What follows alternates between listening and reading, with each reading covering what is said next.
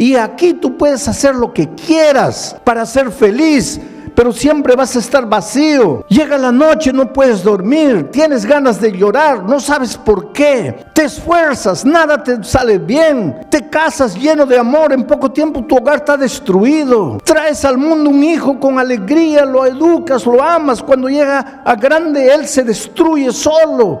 No sabes qué hacer, no tienes paz. ¿Por qué? Porque estás separado de Dios. Aquí en el territorio de la muerte puedes hacer lo que quieras. Nunca vas a estar completo. Necesitas devolverte al Señor Jesucristo. Aquí eres esclavo del enemigo por la fuerza. Necesitas ser esclavo del amor, por el amor.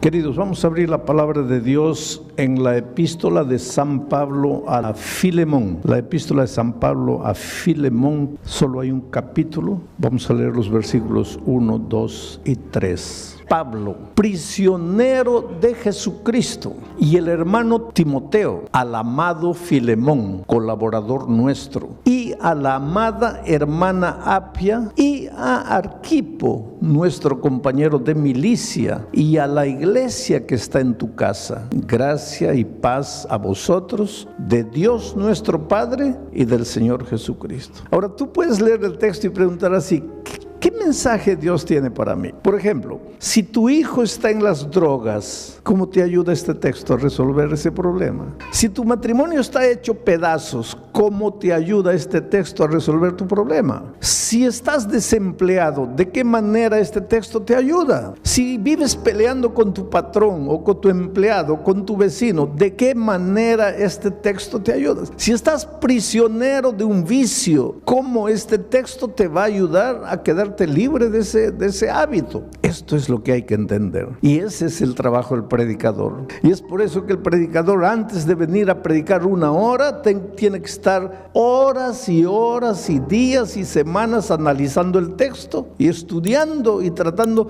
de entender y pidiéndole a Dios iluminación. Pero aquí hay un mensaje poderoso para ti. Vamos a comenzar diciendo así: Pablo, prisionero de Jesucristo. La mayor parte, en la mayor parte de sus epístolas, de sus cartas, Pablo se identifica como apóstol de Jesucristo, apóstol de Jesucristo, apóstol de Jesucristo. Esta carta es la única carta donde él se presenta como prisionero de Jesucristo. ¿Qué piensan ustedes? ¿Por qué lo hace? Porque justamente va a hablar a un hombre que tenía prisionero a otro hombre. En esta carta Pablo va a hablar de libertad, pero antes de hablar de libertad necesita hablar de esclavitud, de prisión. Cuando Pablo dice, Pablo, prisionero de Jesucristo, estaba preso en Roma, pero no se llama él prisionero de Jesucristo porque estaba preso en Roma. Él se dice prisionero de Jesucristo, no prisionero por Jesucristo. Estaba preso por causa de Jesucristo, pero ese no es problema. El sufrimiento que viene a tu vida por causa de Jesucristo, ese no es problema. Lo que él quiere destacar es que él es prisionero de Jesucristo, y es prisionero del amor, por el amor. Una cosa es ser prisionero de la fuerza, por la fuerza, y otra cosa es ser prisionero del amor, por el amor. En los tiempos de Pablo había en el Imperio Romano y en todo el territorio que el Imperio Romano dominaba, había 5 millones de esclavos, por lo menos. ¿Cuántos habitantes tiene Sydney? Australia tiene 20 millones. Sydney no debe tener más de 5 millones. O sea, todos los habitantes de Sydney y más era la cantidad de prisioneros que había en los territorios que dominaba el Imperio Romano. Mucho esclavo. Ahora, tú sabes que el esclavo no tiene voluntad propia, porque el esclavo no puede ir a donde quiere, el esclavo no puede hacer lo que quiere, el esclavo no puede estudiar, el esclavo no puede comprar, el esclavo no puede vender, porque el esclavo no es dueño de nada. El esclavo no se pertenece a su señor, a su patrón. En esos tiempos habían patrones que compraban esclavos jóvenes solo para que ellos creasen 15, 18, 20 hijos. ¿Para qué? Para vender a los esclavitos, porque ellos, los esclavos, no eran dueños ni de sus propios cuerpos ni de sus hijos. El esclavo no tenía vida. En el fondo, al terminar la serie de estudios de Filemón, tú te vas a dar cuenta que todos nosotros somos esclavos, esclavos del pecado, esclavos de las circunstancias, esclavos de hábitos, esclavos de nuestro carácter, esclavos del dinero, esclavos de los placeres, esclavos, en el fondo, todos esclavos de un enemigo que quiere destruirte, que quiere verte infeliz, que quiere arruinarte. En los tiempos de Pablo había unos hombres ricos llamados mecenas. Después, más adelante, los mecenas fueron conocidos como hombres ricos que ayudaban a artistas, a pintores, a escritores, a músicos. Pero originalmente el mecenas era un hombre rico que tenía un gran corazón, que veía cómo los patrones esclavizaban y masacraban y hacían sufrir a su esclavo. Entonces ese hombre rico, como tenía mucho dinero, iba y le decía al patrón: ¿cuánto quieres por este esclavo? $10,000. Muy bien, aquí están tus $10,000, dame al esclavo.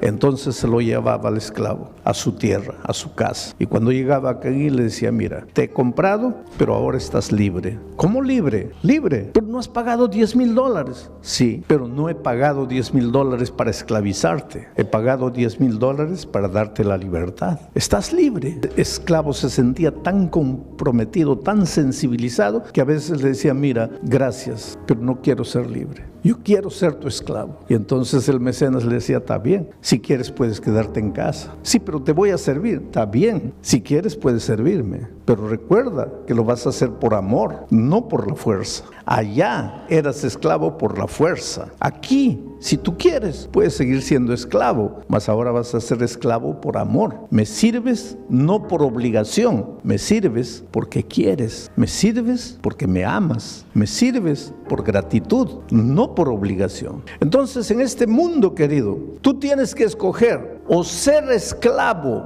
del enemigo de las almas por la fuerza, o ser esclavo de Jesucristo por amor. Por eso Pablo se identifica aquí como esclavo de Jesucristo por amor. Y ahora tú te preguntas: pero pastor, ¿no es la misma cosa? No, no es la misma cosa. Cuando tú le entregas la vida a Jesucristo, es porque te enamoras de Él, porque entiendes que un día tú estabas aquí en la miseria, oprimido. Queridos, esto aquí no es vida, esto aquí no es vida. Eres esclavo de cosas, de detalles. El enemigo te tiene aquí masacrado. Por eso Pablo, en su epístola a los Colosenses, le llama a esto el reino de la muerte. Tú te escapas del Señor Jesucristo, vienes para esta tierra pensando que vas a ser libre y te entregas al reino de la muerte. Aquí no eres feliz. Aquí tu hogar se destruye. ¿Por qué? Porque tú mismo estás destruido por dentro. Y Jesucristo viene, ingresa al reino de la muerte y te compra, no con oro ni con plata, no te compra por $10,000, te compra con su sangre preciosa y te lleva al territorio de la vida y te dice: hijo, ya pagué el precio, ya no necesitas vivir sufriendo como antes, estás libre. Y ahora tú amas al Señor Jesucristo y le dices: Señor, está bien, estoy libre, pero te voy a servir, por amor. Vamos a seguir analizando el texto. Dice Pablo, prisionero de Jesucristo,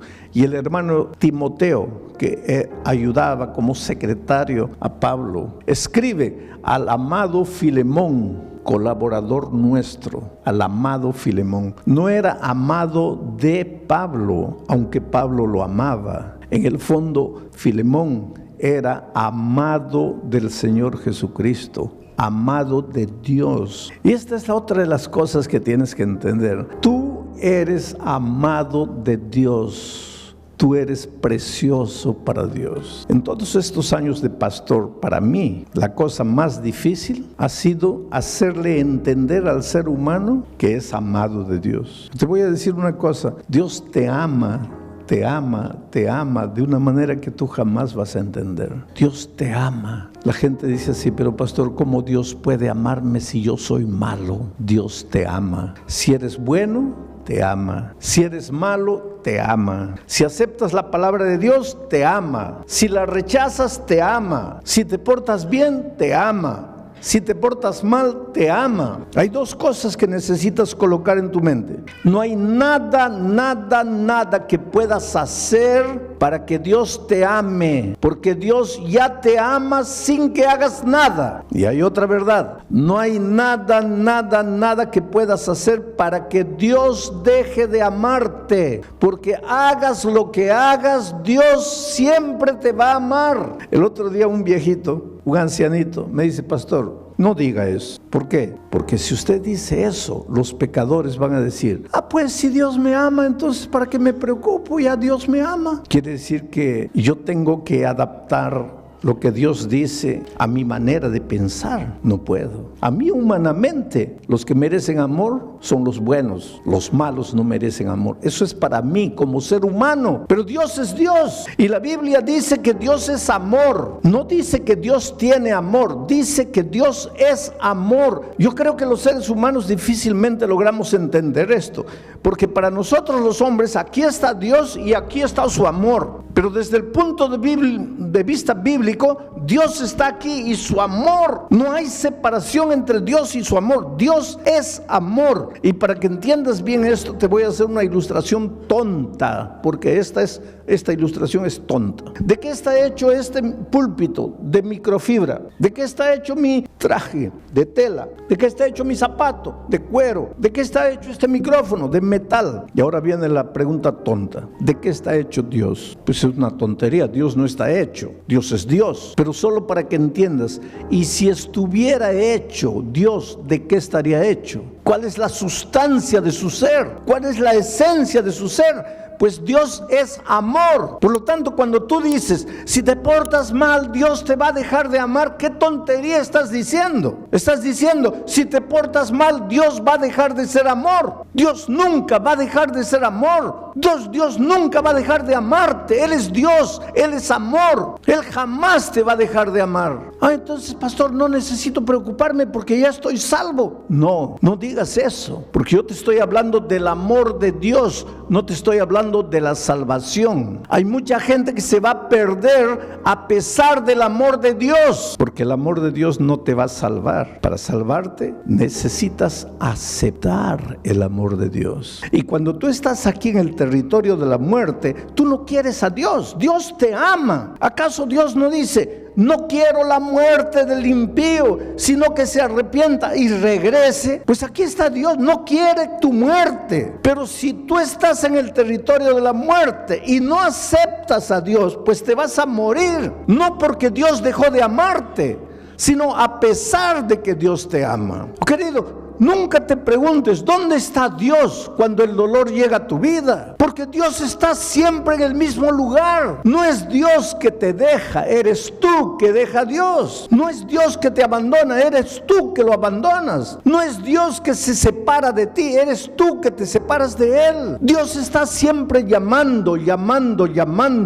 Desde el Génesis hasta el Apocalipsis, Dios llama. En el jardín del Edén: Adán, ¿dónde estás tú? En el libro de Apocalipsis, el último capítulo, las últimas palabras: y el Espíritu y la iglesia digan: ven. Y el que oiga, venga. Y el que tenga sed, venga y beba del agua. Llamado, Dios llama: hijo, ven.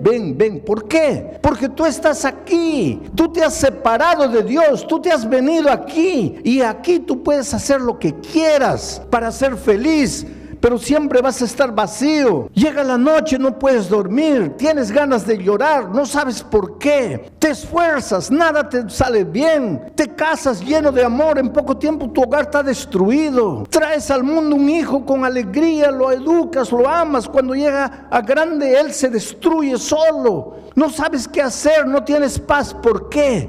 Porque estás separado de Dios. Aquí en el territorio de la muerte puedes hacer lo que quieras, nunca vas a estar completo. Necesitas devolverte al Señor Jesucristo. Aquí eres esclavo del enemigo por la fuerza. Necesitas ser esclavo del amor, por el amor. Y eso es lo que Pablo dice. Pablo, prisionero de Jesucristo, y el hermano al amado Filemón, colaborador nuestro, y a la amada hermana Apia y Arquipo, nuestro compañero de milicia. ¿Quién era Apia, esposa de Filemón? ¿Quién era hijo de Filemón y de Apia? Interesante que Pablo dice que en la casa de ellos había una pequeña iglesia. La iglesia cristiana en sus orígenes no construyó templos. Tú sabes que el primer templo fue construido por un emperador muy conocido por nosotros, porque ese emperador tuvo dos ideas, entre comillas, extraordinarias para él y para el enemigo de Dios. ¿Sabes cuáles fueron esas dos ideas? La primera idea, cambiar el día de reposo del sábado para el domingo. ¿Cómo se llamó ese emperador?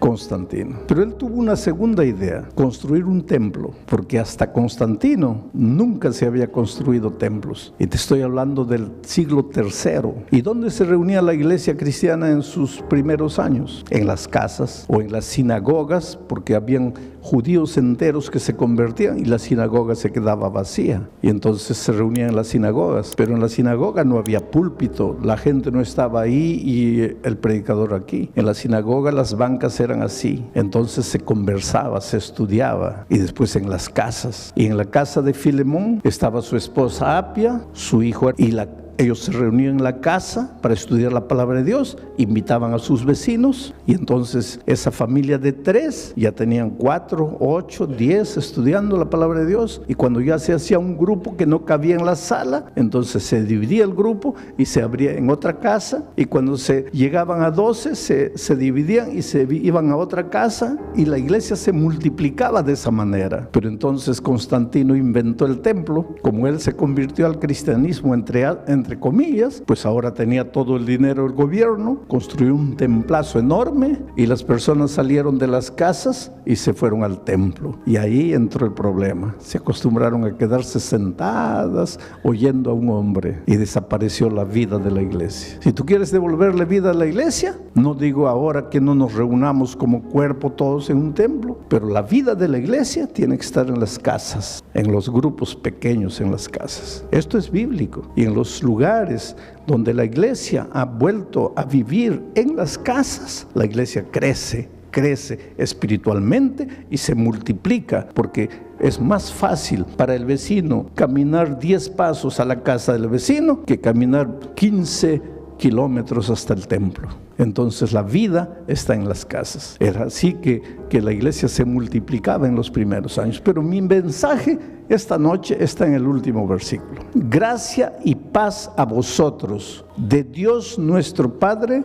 y del Señor Jesucristo. Esa no es una simple manera de saludar, gracia y paz. Allí está la esencia de la vida cristiana, porque para ser feliz en la vida, para ser próspero, necesitas primero paz. Un hombre que no tiene paz, una mujer que no tiene paz, no puede ser vencedor. Si tú te preguntas, pastor, ¿por qué nada me da resultado en la vida? Yo te respondo en el nombre de Jesucristo: no tienes paz en tu corazón. Y la paz no es resultado de tratamiento psicológico, no es resultado del análisis, del psicoanálisis. La paz es resultado de la gracia. Si tú aceptas la gracia de Jesucristo, el resultado va a ser la paz. Pero quiero explicarte esto. El ser humano es como un triángulo. Tiene un lado mental, emocional. Aquí, este lado, mental, emocional. ¿Por qué coloco en el mismo lado la mente y las emociones? Porque nosotros somos interesantes.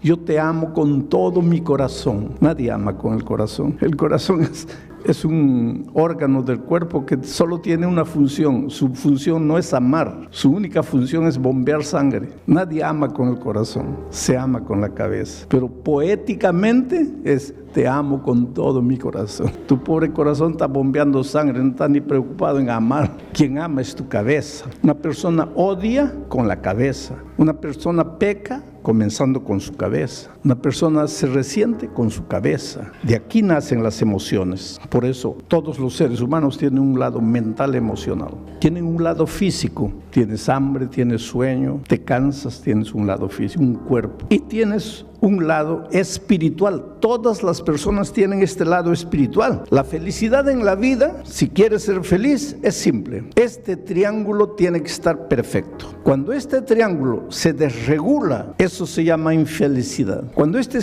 triángulo se va para aquí o se va para allá, cuando este triángulo se deforma, allí surge el desorden humano. Por eso, para ser plenamente feliz, el triángulo tiene que estar perfecto, así. La base de ese triángulo es esto: el lado espiritual.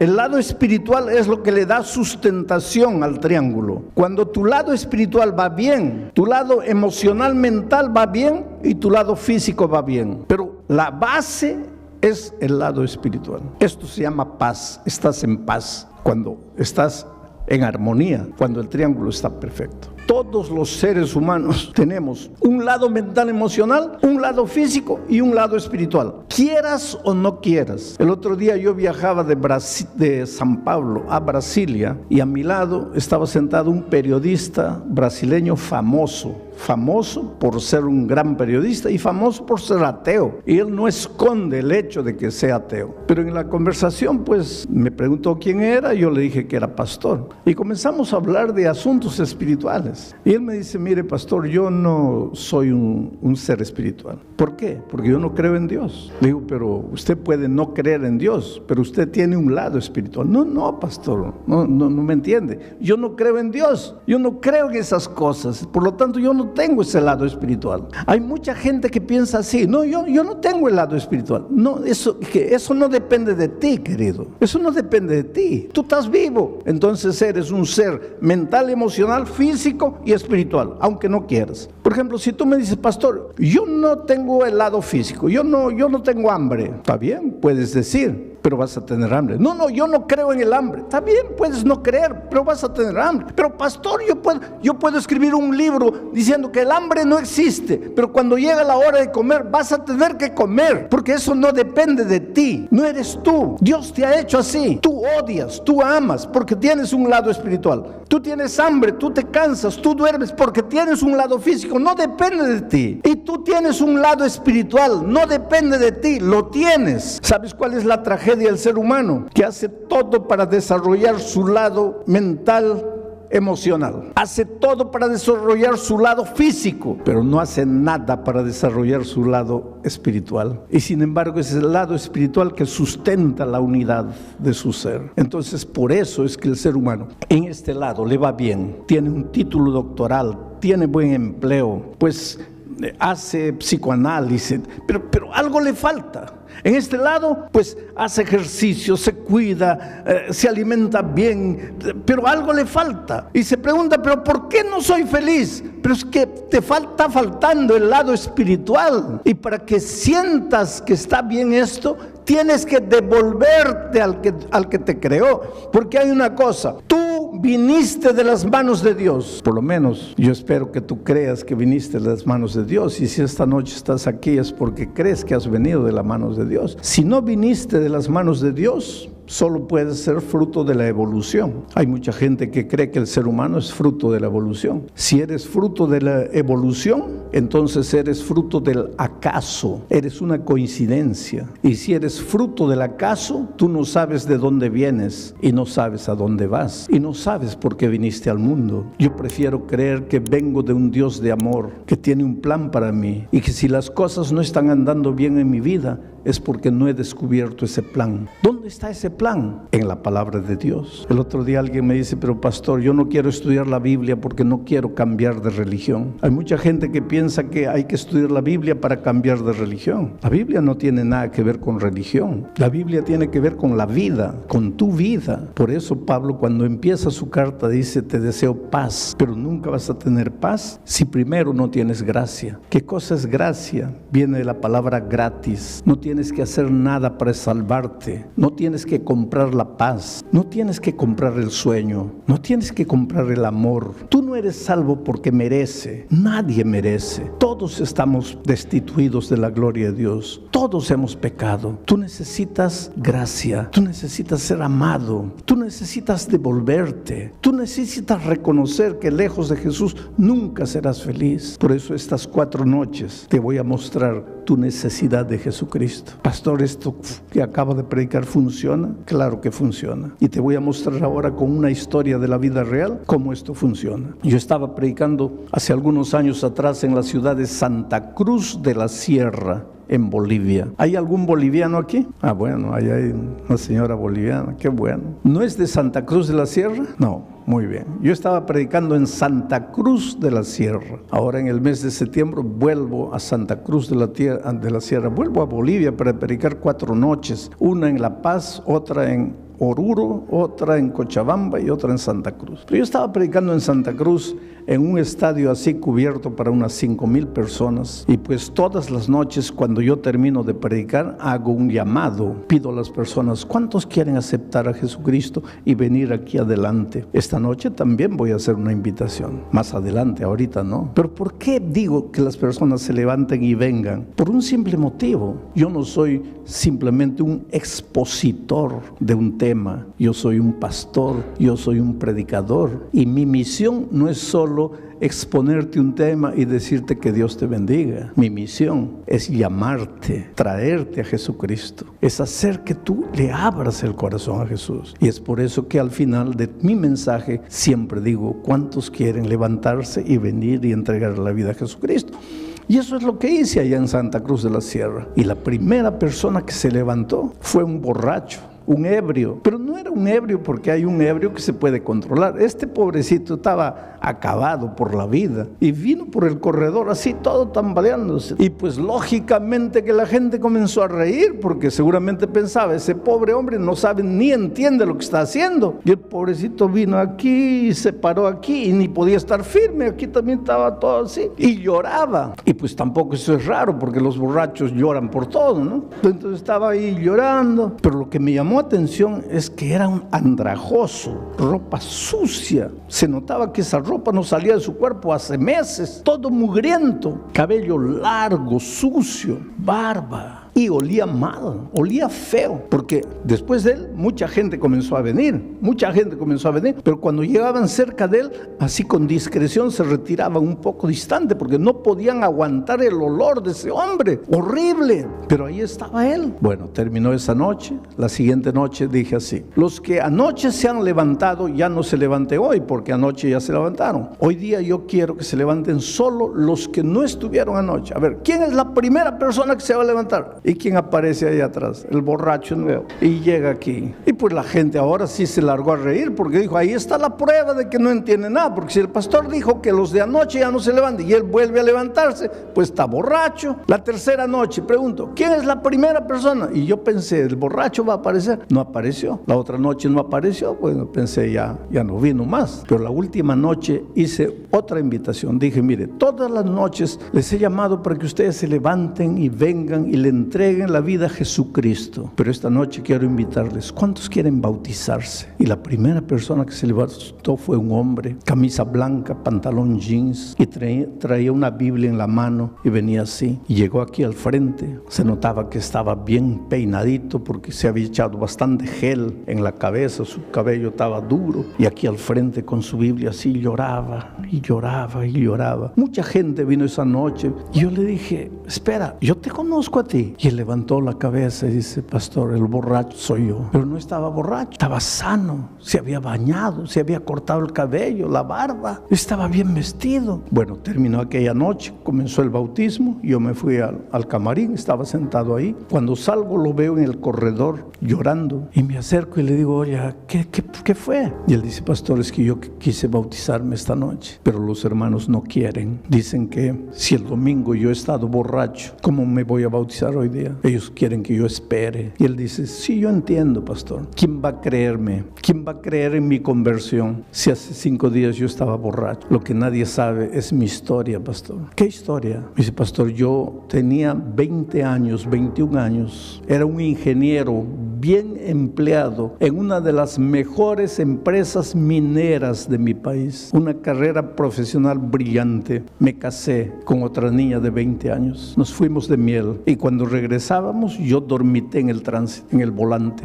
El carro salió, caía a un abismo. Mi esposa murió y yo salí vivo. Y este hombre comenzó a llorar más y dice, pastor, yo maté a mi esposa. Yo, pero muchacho, me acabas de decir que fue un accidente. Fue un accidente, pastor. Pero ¿quién estaba manejando el carro era yo. Quien dormitó fui yo. Quien tenía que morir era yo. Pero yo salí vivo y mi pobre esposa murió. Ese día se acabó mi vida, pastor. Ya no me interesó nada. En ese tiempo yo no tenía a Jesucristo. Y un hombre sin Jesucristo, ¿qué puede hacer? Pues yo hice lo que todo hombre que no tiene a Dios hace. Me entregué a la bebida. Comencé a beber.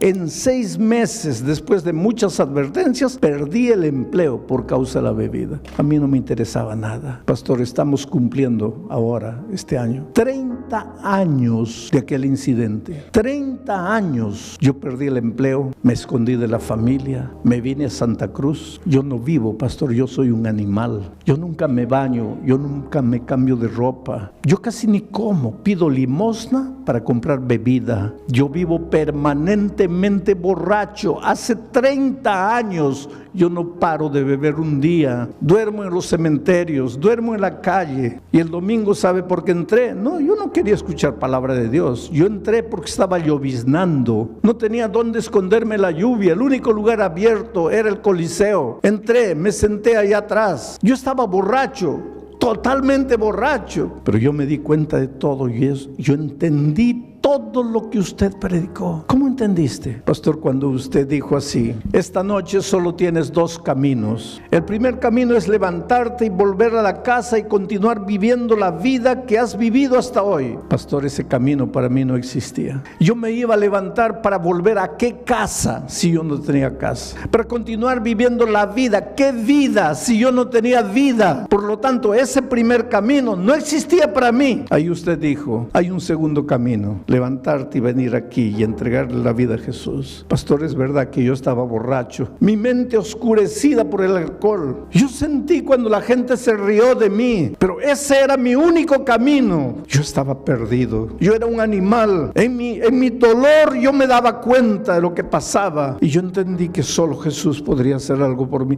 Por eso me levanté, por eso vine tambaleando, pero vine. Y la segunda noche, usted piensa que no entendí, que usted dijo: ya no vengan los de la otra noche. Entendí, pero yo vine, ¿sabe por qué? Porque la primera noche, después de venir aquí adelante, yo salí y volví a beber. Y por eso la segunda noche, cuando usted invitó de nuevo, yo dije: mi decisión de anoche no sirvió, porque yo caí de nuevo. Por eso me levanté. Pero esa noche, pastor, salí y ya no bebí. Y la tercera noche ya no bebí. Y la cuarta noche, cuando usted dijo: Dios te ama, yo levanté los ojos al cielo y pregunté: ¿cómo Dios puede amarme? ¿Quién soy yo para que me ame? Yo no valgo nada, yo soy basura. ¿Cómo puede Dios amarme? Pero creí en el amor de Dios y vine la siguiente noche y vine la otra noche. Y hoy día, cuando usted dijo: ¿cuántos quieren bautizarse?, yo vine, pero no me dejaron bautizar. Y había un hombre que estaba ahí escuchando todo y vino y lo abrazó y le dice: hermano, perdóname. El que dijo que no podía bautizarte fui yo, pero es que no conocía tu historia. Realmente Dios hizo un milagro por ti. 5 años después yo regresé a Santa Cruz de la Sierra para predicar en ese mismo Coliseo. Y cuando llegué al Coliseo, mucha gente, miles de personas entrando, y había un hombre de chaleco fosforescente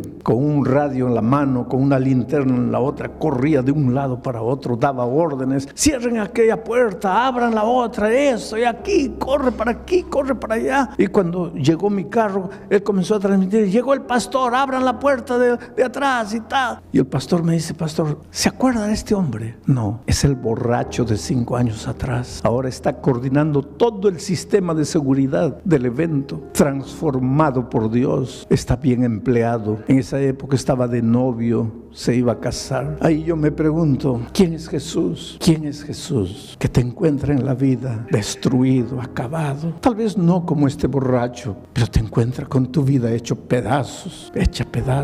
Te esfuerzas para ser feliz, te esfuerzas para salir, te esfuerzas para vencer, pero cuando llega la noche te sientes solo. Te preguntas: ¿qué hago en esta vida? ¿Para qué vine? ¿Para qué nací? ¿Quién es Jesús capaz de encontrarte donde estás y transformarte por completo? Por eso Pablo dice: gracia y paz. ¿Cómo vas a tener paz si no entiendes lo que es gracia? ¿Cómo vas a entender lo que es gracia si no sabes lo que es el amor de Dios? Esta noche yo te digo, en el nombre de Jesucristo: déjate amar, déjate amar. Ven a Jesús como estás, entrégale tu vida, ríndete a Él, deja de lado tus preconceptos. Si esta palabra tocó tu corazón, no te detengas aquí. Sigue escuchando lo que Dios tiene para ti.